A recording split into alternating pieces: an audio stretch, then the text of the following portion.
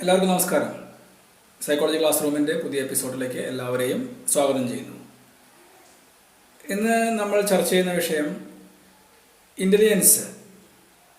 എങ്ങനെയാണ് ഇൻ്റലിജൻസ് രൂപപ്പെടുന്നത് എന്ന് നോക്കുമ്പോൾ, അല്ലെങ്കിൽ ഇൻ്റലിജൻസ് തീരുമാനിക്കുന്ന ഘടകം എന്താണ് എന്ന് നോക്കുമ്പോൾ രണ്ട് ചോദ്യങ്ങളാണ് നമ്മളുടെ മുമ്പിലേക്ക് വരുന്നത്. ഒന്ന്, പാരമ്പര്യവും ജീവിക്കുന്ന ചുറ്റുപാടുകളും. അതായത് ഇൻ്റലിജൻസിനെ തീരുമാനിക്കുന്നത് നമ്മളുടെ ഹെറിഡിറ്ററി ആണോ അതോ എൻവയോൺമെൻ്റ് ആണോ എന്നുള്ളൊരു ചോദ്യം. ഈ ചോദ്യത്തിൻ്റെ ഉത്തരമാണ് നമ്മളിന്ന് ചർച്ച ചെയ്യുന്നത്. ഈ ഒരു ചോദ്യത്തിന് ഉത്തരം പലപ്പോഴും തേടുമ്പോൾ, ഉത്തരത്തെക്കുറിച്ച് ആലോചിക്കുമ്പോൾ സൈക്കോളജിസ്റ്റുകൾ പല രീതിയിലുള്ള അഭിപ്രായങ്ങൾ രേഖപ്പെടുത്തിയവരുണ്ട്. ചില ആളുകൾ പറയുന്നത് ഇൻ്റലിജൻസിനെ തീരുമാനിക്കുന്നത് ആ ഇൻഡിവിജ്വലിൻ്റെ ഹെറിഡിറ്ററിയാണ്, പാരമ്പര്യമാണ്, ജീനുകൾ വഴി കൈമാറ്റം ചെയ്യപ്പെട്ട് കിടക്കുന്ന ജനറ്റിക് മെറ്റീരിയൽസ് ആണ്, അല്ലെങ്കിൽ ജനറ്റിക് മേക്കപ്പ് ആണ് ഒരു ഇൻഡിവിജ്വലിൻ്റെ ഇൻ്റലിജൻസിനെ തീരുമാനിക്കുന്നതിൽ പ്രധാനപ്പെട്ട റോൾ എടുക്കുന്നത് എന്ന് പറയുന്ന കൂട്ടരുണ്ട്. എന്നാൽ വേറൊരു കൂട്ടർ പറയുന്നു ഇൻ്റലിജൻസിനെ രൂപപ്പെടുത്തുന്നതിൽ പ്രധാനപ്പെട്ട പങ്ക് ആ ഇൻഡിവിജ്വൽ ജീവിക്കുന്ന എൻവയോൺമെൻറ്റിനാണ്. ഏത് ചുറ്റുപാടിലാണോ ആ ഇൻഡിവിജ്വൽ ജീവിക്കുന്നത്, ആ ചുറ്റുപാടിനാണ് ആ ഇൻ്റലിജൻസിനെ തീരുമാനിക്കുന്ന, ഒരു വ്യക്തിയുടെ ഇൻ്റലിജൻസിനെ തീരുമാനിക്കുന്നതിൽ പ്രധാനപ്പെട്ട റോള് ഉള്ളതെന്ന് പറയുന്ന ഒരു കൂട്ടരുണ്ട്. ഇത് രണ്ടിനും പ്രാധാന്യം ഉണ്ടെന്നുള്ളതാണ് ഒരു കോമൺ ആയിട്ടുള്ള എടുത്തുള്ള ഒരു പൊസിഷൻ. പല ആളുകളും, പല സൈക്കോളജിസ്റ്റുകൾ എടുത്തുള്ള ഒരു position. It's an interplay between hereditary and environment. നമ്മളുടെ പാരമ്പര്യവും എൻവയോൺമെൻറ്റും തമ്മിലുള്ള ഒരു ഒത്തുചേർന്ന് ഇൻ്റർപ്ലേ ആയിട്ട് വർക്ക് ചെയ്യുന്നതിലൂടെ ഉണ്ടാകുന്ന ഒരു എബിലിറ്റിയാണ്, ഡെവലപ്പ് ചെയ്യുന്ന ഒരു എബിലിറ്റിയാണ് ഇൻ്റലിജൻസ് എന്നുള്ളതാണ് പൊതുവെ കാണുന്ന ഒരു പൊസിഷൻ. അപ്പോൾ ഈ മൂന്ന് തരത്തിലുള്ള വ്യൂസും ഉണ്ട്. അതിൻ്റെതായിട്ടുള്ള പലതരത്തിലുള്ള പഠനങ്ങൾ നടന്നിട്ടുണ്ട്. അപ്പോൾ സൈക്കോളജിസ്റ്റുകൾ പൊതുവെ എടുത്തിരിക്കുന്ന ഒരു പൊസിഷൻ എന്ന് പറയുന്നത്, ഈ ഒരു കോൺട്രവേഴ്സിയുടെ മുമ്പിൽ എടുത്തിരിക്കുന്ന ഒരു പൊസിഷൻ എന്ന് പറയുന്നത്, it's an interplay between nature and nurture. It's an interplay between nature and nurture. രണ്ട് വാക്കുകളാണ്. നേച്ചർ എന്ന് പറഞ്ഞു കഴിഞ്ഞാൽ എന്താണോ പാരമ്പര്യം, എന്താണോ ഹെറിഡിറ്ററി ആയിട്ട് നമുക്ക് കിട്ടുന്നത്, ബയോളജിക്കലായിട്ട് നമുക്ക് ബയോളജിക്കൽ ഇൻഹെറിറ്റൻസിനെയാണ് ഇത് പറഞ്ഞത് നേച്ചർ എന്ന് പറയുന്നത്. എന്നാൽ നർച്ചർ എന്ന് പറയുന്നത് നമ്മൾ ജീവിക്കുന്ന ചുറ്റുപാടുകളിലുള്ള ഇൻഫ്ലുവൻസിനെയാണ് നർച്ചർ. നമ്മൾ എങ്ങനെ വളർന്നു വരുന്നു എന്നുള്ളതാണ് നർച്ചറിന്റെ സൈഡിൽ ഡിസ്കസ് ചെയ്യുക. അപ്പോൾ it's A controversy between nature and nurture. ഇത് ഇന്റലിജൻസ് എന്ന് പറഞ്ഞാൽ വേരിയബിളിൽ മാത്രമല്ല, അല്ലെങ്കിൽ ഇന്റലിജൻസ് എന്ന് പറഞ്ഞാൽ സൈക്കോളജിക്കൽ ആട്രിബ്യൂട്ടിനെ കുറിച്ച് മാത്രമല്ല ഈ കോൺട്രവേഴ്സികൾ. സൈക്കോളജിയിൽ മിക്കവാറും സൈക്കോളജിക്കൽ ആട്രിബ്യൂട്ട്സ് ഡിസ്കസ് ചെയ്യുന്ന സമയത്ത് അവിടെയൊക്കെ തന്നെ ഈ ഒരു കോൺട്രവേഴ്സി നമുക്ക് കാണാൻ സാധിക്കും. ഇപ്പോൾ നമുക്ക് ഇന്റലിജൻസിന്റെ കേസിൽ ഈ കോൺട്രവേഴ്സി എങ്ങനെയാണ് വർക്കൗട്ട് ചെയ്യുന്നത്, എങ്ങനെയാണ് ഡിഫറൻ്റ് ആയുള്ള സൈക്കോളജിസ്റ്റുകൾ, ഡിഫറൻ്റ് ആയുള്ള സൈക്കോളജിക്കൽ സ്റ്റഡീസ് ഇതിനെ നോക്കിക്കണ്ടുള്ളതെന്ന് നോക്കാം. അപ്പോൾ നമ്മൾ ആദ്യമായിട്ട് നോക്കുമ്പോൾ ഇതിൽ നടന്ന സ്റ്റഡീസിനെ കുറിച്ചൊന്നും ആലോചിച്ച് നോക്കാം, ഒന്ന് ചർച്ച ചെയ്ത് നോക്കാം. രണ്ട് രീതിയിലുള്ള സ്റ്റഡീസാണ് ഇത്തരം കോൺട്രവേഴ്സി അഡ്രസ്സ് ചെയ്യാൻ വേണ്ടി നടന്നിട്ടുള്ളത്. ഒന്നാമത്തെ ഗ്രൂപ്പ് സ്റ്റഡീസിനെ പറയും ട്വിൻ സ്റ്റഡീസ് എന്ന് പറയും. ട്വിൻസ് എന്ന് പറഞ്ഞു കഴിഞ്ഞാൽ ഇരട്ടകൾ നടന്നതിൽ ഇരട്ടകളായി ജനിച്ച് വളർന്ന ആളുകൾ ഉപയോഗിച്ചുകൊണ്ടുള്ള സ്റ്റഡീസാണ് ട്വിൻ സ്റ്റഡീസ് എന്ന് പറയുന്നത്. രണ്ടാമത്തെ ഗ്രൂപ്പ് സ്റ്റഡീസാണ് അഡോപ്ഷൻ സ്റ്റഡീസ്. അഡോപ്റ്റഡ് ആയിട്ട് വളർന്ന കുട്ടികളെ ഉപയോഗിച്ചുകൊണ്ടുള്ള, അല്ലെങ്കിൽ ഇൻഡിവിജ്വൽസിനെ ഉപയോഗിച്ചുകൊണ്ടുള്ള സ്റ്റഡീസ്. അത്തരം സ്റ്റഡീസാണ് അഡോപ്ഷൻ സ്റ്റഡീസ് എന്ന് പറയുന്നത്. നമുക്ക് ഓരോന്ന് നോക്കാം.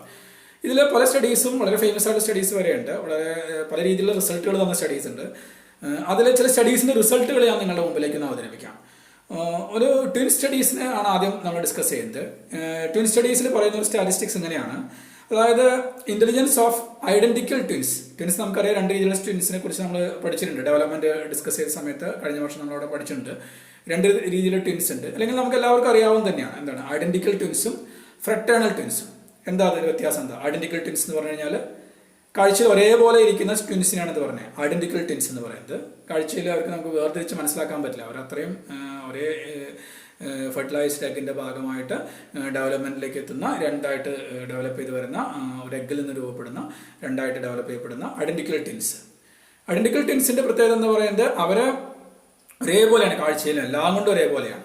ഇവരെ ഇന്റലിജൻസ് നമ്മൾ കോറിലേറ്റ് ചെയ്ത് നോക്കുകയാണെങ്കിൽ, ഐഡന്റിക്കൽ ട്വിൻസുകളുടെ ഇന്റലിജൻസ് നമ്മൾ കോറിലേറ്റ് ചെയ്ത് നോക്കുകയാണെങ്കിൽ ഇവിടെ 0.90 മുകളിൽ പോസിറ്റീവ് കോറിലേഷൻ കാണുന്നു എന്നുള്ളതാണ് ഒരു പ്രധാനപ്പെട്ട കാര്യം. 0.90 കോറിലേഷനാണ്, വളരെ ഹൈ ലെവൽ കോറിലേഷൻ ഇവർ ഇന്റലിജൻസ് തമ്മിൽ.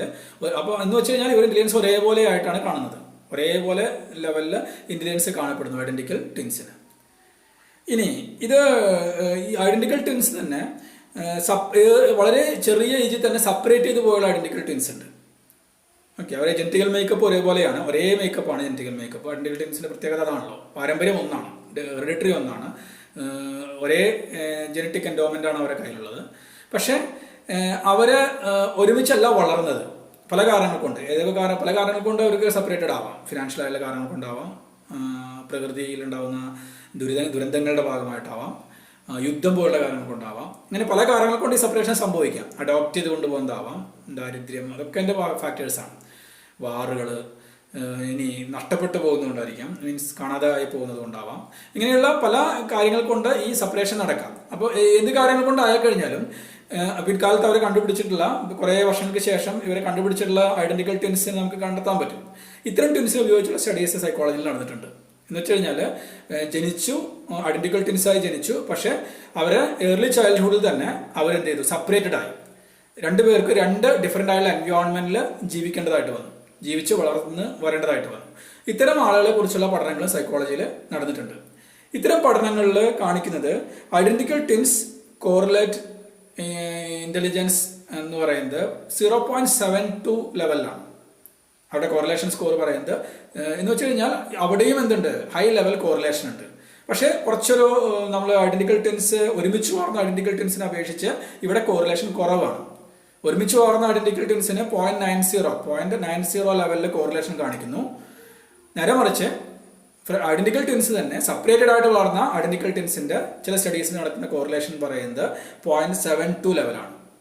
അത് ഇന്റലിജൻസിന്റെ കാര്യത്തിൽ മാത്രമല്ല, പേഴ്സണാലിറ്റിയുടെ കാര്യത്തിലും ബിഹേവിയറിന്റെ കാര്യത്തിലൊക്കെ തന്നെ ഈ സ്റ്റഡീസ് അവൈലബിൾ ആണ്. ബിഹേവിയറൽ ആസ്പെക്റ്റിന്റെ കാര്യത്തിലൊക്കെ തന്നെ ഉണ്ട്. അപ്പോൾ നമ്മൾ മനസ്സിലാക്കുന്ന കാര്യം എന്താണ്, അപ്പോൾ ട്വിൻസിന്റെ ഇന്റലിജൻസ് ഏതാണ്ട് പോസിറ്റീവായിട്ട് കോറിലേറ്റ് ചെയ്യുന്നതാണ് ഈ രണ്ട് സ്റ്റഡീസും പറഞ്ഞിരുന്നത്.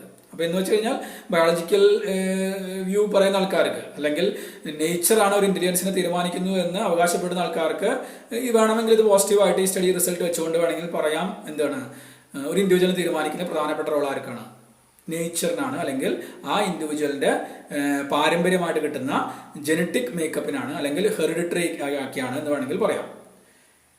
അപ്പോൾ ഇതാണ് ഒരു ഗ്രൂപ്പ് സ്റ്റഡീസ് എന്ന് പറയുന്നത്. ഇനി ട്വിൻസിന് ഉപയോഗിച്ചുകൊണ്ട് തന്നെ ഫ്രട്ടേണൽ ട്വിൻസിന് ഉപയോഗിച്ചുകൊണ്ടുള്ള സ്റ്റഡീസ് അവൈലബിൾ ആണ്. ഫ്രട്ടേണൽ ട്വിൻസ് എന്താ? ഫ്രട്ടേണൽ ട്വിൻസ് എന്ന് പറയുന്നത് ട്വിൻസ് തന്നെയാണ്, ഒരു ബർത്തിൽ വന്നുള്ളവരാണ്, പക്ഷെ അവർ കാണാനും അവരുടെ ബിഹേവിയറിലൊക്കെ വ്യത്യസ്തതകൾ ഉണ്ടാവും, കാഴ്ചയിലൊന്നും അവർ ഒരുപോലെ ആവണമെന്നില്ല.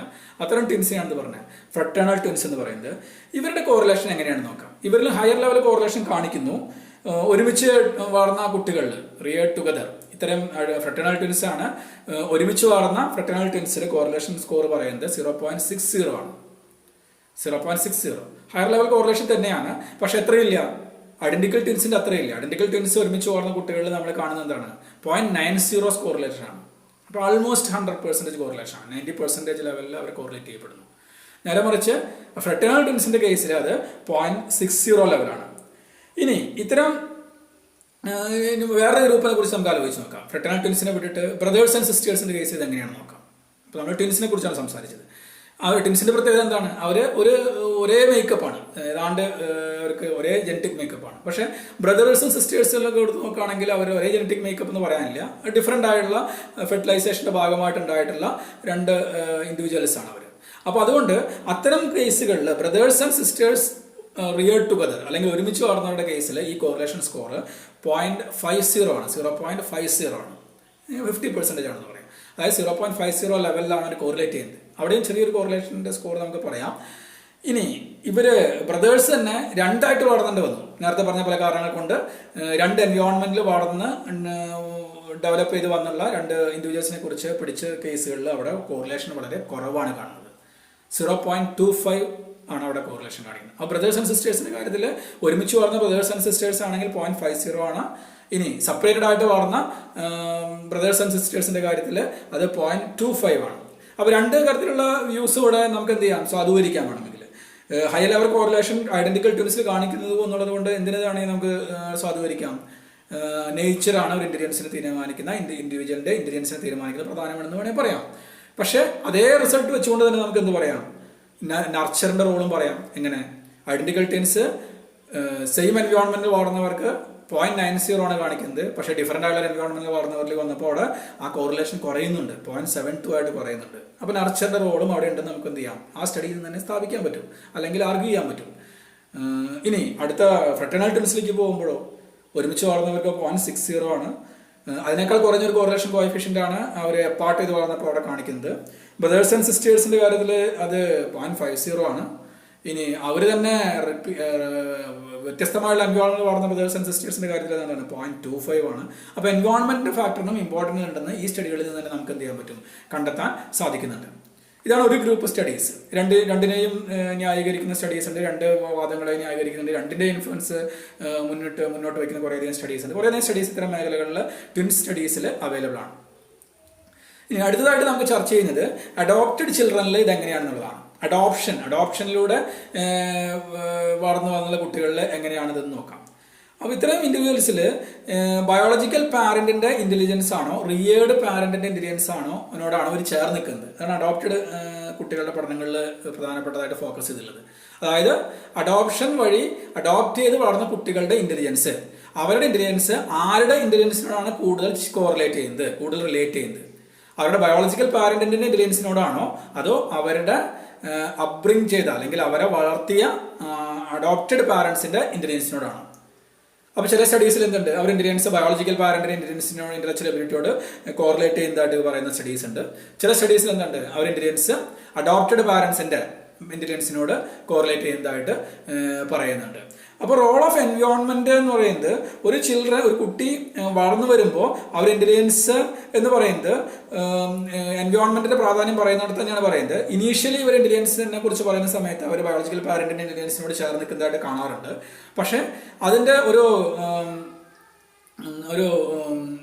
ലോഞ്ചിറ്റ്യൂഡൽ സ്റ്റഡീസിൽ എന്ന് പറയുമ്പോൾ അതായത് തുടർച്ചയായിട്ട് അവരെ ഫോളോ ചെയ്തുകൊണ്ടുള്ള സ്റ്റഡീസിലേക്ക് പോകുന്ന സമയത്ത് ഇവർ വളരും തോറും ഇന്റലിജൻസ് എന്താ വെച്ചാൽ ഇവരുടെ ഡെവലപ്മെന്റ് സ്റ്റേജ് മുമ്പോട്ട് പോകും തോറും ഇവരുടെ ഇന്റലിജൻസ് എന്തിനോട് അടുക്കുന്നതായിട്ട് കാണാറുണ്ട്, അഡോപ്റ്റഡ് പാരന്റ്സിന്റെ ഇന്റലിജൻസിനോട് ചേരുന്നതായിട്ട് കാണാറുണ്ട്. അതിനോട് അടുക്കുന്നത്, അതായത് ഇനീഷ്യൽ ലെവലിൽ അവർ ഇന്റലിജൻസ് ആരോട് സിമിലാരിറ്റി കാണിക്കുന്നുണ്ട്, ബയോളജിക്കൽ പാരന്റിന്റെ ഇന്റലിജൻസിനോട് സിമിലാരിറ്റി കാണിക്കുന്നു. ഇപ്പോൾ അഡോപ്റ്റ് ചെയ്തൊരു കുട്ടിയുടെ ഇന്റലിജൻസ് അഡോപ്റ്റ് ചെയ്ത് 1-2 വർഷങ്ങൾക്കുള്ളിൽ അവർ ഇന്റലിജൻസ് ടെസ്റ്റ് ചെയ്ത് നോക്കുന്ന സമയത്ത്, അല്ലെങ്കിൽ അവരുടെ ഏർലി ചൈൽഡ്ഹുഡ് ഇയേഴ്സിലൊക്കെയാണ് അവർ ടെസ്റ്റ് ചെയ്ത് നോക്കുന്നതെങ്കിൽ അവർ intelligence more closer to their biological പാരന്റിന്റെ ഇന്റലിജൻസിനോടാണ് കൂടുതൽ ചേർന്ന് നിൽക്കുന്നത്.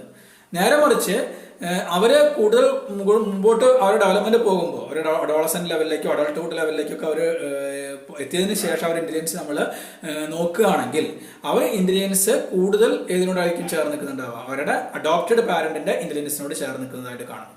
എന്ന് വെച്ച് കഴിഞ്ഞാൽ ഇവിടെ എൻവയോൺമെന്റിന്റെ പ്രാധാന്യം നമുക്ക് എന്ത് ചെയ്യാം, സ്ട്രെസ് ചെയ്ത് വേണമെങ്കിൽ പറയാം. അപ്പോൾ ഈ അഡോപ്ഷൻ സ്റ്റഡീസിന് 2 തരം സ്റ്റഡീസ് നമുക്ക് അവൈലബിൾ ആണ്.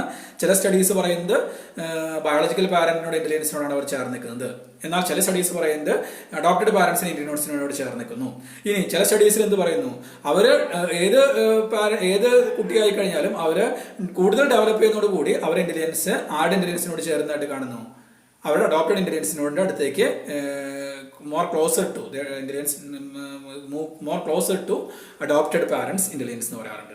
ഇനി ചില ഡിസഡ്വാൻറ്റേജ്ഡ് ആയിട്ടുള്ള എൻവയോൺമെന്റിൽ ജീവിക്കുന്ന കുട്ടികളുടെ ഇന്റലിജൻസ് വളരെ ലോവർ ലെവലുള്ള ഇന്റലിജൻസ് കാണുന്നതായിട്ട് സ്റ്റഡീസ് ഉണ്ട്. ഡിസഡ്വാൻറ്റേജ്ഡ് എൻവയോൺമെന്റിൽ ജീവിക്കുന്ന കുട്ടികളുടെ intelligence compared to more socially ഒരു വെൽ എസ്റ്റാബ്ലിഷ്ഡ് ആയിട്ടുള്ള വെൽ സെറ്റിൽഡ് ആയിട്ടുള്ള ഒരു എൻവയോൺമെന്റിൽ ജീവിക്കുന്ന കുട്ടികളെ അപേക്ഷിച്ച് ഡിസഡ്വാൻറ്റേജ്ഡ് ആയിട്ടുള്ള ഹോമുകളിൽ നിന്ന് വരുന്ന കുട്ടികളുടെ ഇന്റലിജൻസ് കുറവുള്ളതായിട്ട് സ്റ്റഡീസ് കാണിക്കാറുണ്ട്. അതുപോലെ തന്നെ അഡോപ്റ്റഡ് ചിൽഡ്രൻ തന്നെ സോഷ്യോ എക്കണോമിക് സ്റ്റാറ്റസ് ഹയർ ആയുള്ള ലെവലിലേക്ക് അഡോപ്റ്റ് ചെയ്ത് പോയുള്ള കുട്ടികളുടെ ഇന്റലിജൻസ് മറ്റുള്ള കുട്ടികളുടെ ഇന്റലിജൻസിനെ അപേക്ഷിച്ച് ഉയർന്നു നിൽക്കുന്നതായിട്ട് കാണിക്കുന്നുണ്ട്. അതായത് കുട്ടി അഡോപ്റ്റ് ചെയ്ത് പോയിട്ടുള്ള ഒരു കുട്ടി ആ ഇന്റലിജൻസിന്റെ environment higher socio economic environment ആണെങ്കിൽ ആ കുട്ടിയുടെ ഇന്റലിജൻസ് ഉയർന്നു നിൽക്കുന്നതായിട്ടുള്ള സ്റ്റഡീസ് ഉണ്ട്. ഇനി എൻവയോൺമെന്റൽ ഡിപ്രൈവേഷൻ പല സ്റ്റഡീസും നമുക്ക് മുമ്പിൽ തരുന്നൊരു ഡാറ്റ എന്ന് പറയുന്നത് എൻവയോൺമെന്റൽ ഡിപ്രൈവേഷൻ ഇന്റലിജൻസിനെ കുറയ്ക്കുന്നതായിട്ട് കാണിക്കുന്നുണ്ട്. എൻവയോൺമെന്റിൽ ഉണ്ടാകുന്ന കുറവുകൾ അല്ലെങ്കിൽ പോരായ്മകൾ ആ കുട്ടിയുടെ അല്ലെങ്കിൽ ആ ഇൻഡിവിജ്വലിന്റെ ഇന്റലിജൻസിനെ റെഡ്യൂസ് ചെയ്യുന്നതായിട്ട് കുറയ്ക്കുന്നതായിട്ടുള്ള സ്റ്റഡീസ് ഉണ്ട്. അതുപോലെ നല്ല ന്യൂട്രീഷനും നല്ല ഗുഡ് ഫാമിലി എൻവയോൺമെന്റും ക്വാളിറ്റി സ്കൂളിംഗ് ലഭിക്കുന്ന കുട്ടികൾ. അതായത് 3 കാര്യങ്ങൾ പറഞ്ഞു. ഒന്ന് ന്യൂട്രീഷ്യസ് ഫുഡ്, ന്യൂട്രീഷൻ നന്നായിട്ട് ലഭിക്കുന്ന കുട്ടികൾ, ഫാമിലി എൻവയോൺമെൻറ്റ്, നല്ല ഫാമിലി എൻവയോൺമെൻറ്റ് വളർന്ന കുട്ടികൾ, അപ്പം നല്ല ക്വാളിറ്റി എഡ്യൂക്കേഷൻ ലഭിക്കുന്ന കുട്ടികളുടെയൊക്കെ ഇൻ്റലിജൻസ് നോക്കിക്കഴിഞ്ഞാൽ അവർ ഇൻ്റലിജൻസ് മറ്റു കുട്ടികളെ അപേക്ഷിച്ച് ഹയർ ആയിട്ട് നിൽക്കുന്നതായിട്ടും സ്റ്റഡീസ് കാണിക്കുന്നുണ്ട്. അപ്പോൾ പല സൈക്കോളജിസ്റ്റുകളും അഭിപ്രായത്തിൽ ഇതിന് ഈ ഒരു സ്റ്റഡീസിനൊക്കെ നമുക്കൊന്ന് കൺക്ലൂഡ് ചെയ്യുകയാണെങ്കിൽ, ഈ സ്റ്റഡീസിൻ്റെ ഒക്കെ ഒരു റിസൾട്ടിനെ വെച്ചിട്ട് നമുക്കൊന്ന് ഈ ഒരു ടോപ്പിക് ഒന്ന് കൺക്ലൂഡ് ചെയ്യുകയാണെങ്കിൽ, സൈക്കോളജിസ്റ്റ് പറയുന്നത് it's A product of complex interaction between, intelligence എന്ന് പറയുന്നത് it's A product of complex interaction between nature and nurture. ഏറ്റവും നമ്മൾ നേരത്തെ പറഞ്ഞ അതേ കാര്യം തന്നെ, it's A complex interplay between nature and nurture എന്ന് പറഞ്ഞിടത്തേക്കാണ് നമ്മുടെ കൺക്ലൂഷൻ വരുന്നത്. അപ്പോൾ സ്റ്റഡീസുകളുടെ ബേസിൽ നമുക്ക് എങ്ങനെ കൺക്ലൂഡ് ചെയ്യാം? ഇന്റലിജൻസ് എന്ന് പറയുന്നത് interaction between nature and nurture, അല്ലെങ്കിൽ ഹെറിഡിറ്റി ആൻഡ് എൻവയോൺമെന്റ്. അപ്പോൾ ഹെറിഡിറ്റിയുടെ പ്രാധാന്യം ഇത്രയേ ഉള്ളൂ. അതായത് ഒരു ഇൻഡിവിജ്വലിൻ്റെ it set a range within which ആ ഇൻഡിവിജ്വൽ ക്യാൻ ഡെവലപ്പ്. ഒരു റേഞ്ച് സെറ്റ് ചെയ്യാനുള്ളതാണ് ഒരു പാരമ്പര്യത്തിൻ്റെ റോൾ എന്ന് പറയുന്നത്. അതിനുള്ളിൽ ആ ഇൻഡിവിജ്വലിൻ്റെ ആക്ച്വൽ ഡെവലപ്മെൻറ്റിനെ തീരുമാനിക്കുന്നത് is shaped and supported by opportunities in the environment. ആ ഇൻഡിവിജ്വലിൻ്റെ ഒരു ആക്ച്വൽ ഡെവലപ്മെൻറ്റ് എന്ന് പറയുന്നത് it's shaped and supported by the opportunities available in the environment. അപ്പോൾ രണ്ടിൻ്റെയും പ്രാധാന്യം മുന്നോട്ട് വെച്ചുകൊണ്ടാണ് തിയറീസ് ഇതിനെ കാണുന്നത്. അപ്പോൾ ഇന്റലിജൻസ് എന്ന് പറയുന്നത് ഇറ്റ്സ് എ കോംപ്ലക്സ് ഇന്റർപ്ലേ അല്ലെങ്കിൽ interaction between nature and nurture.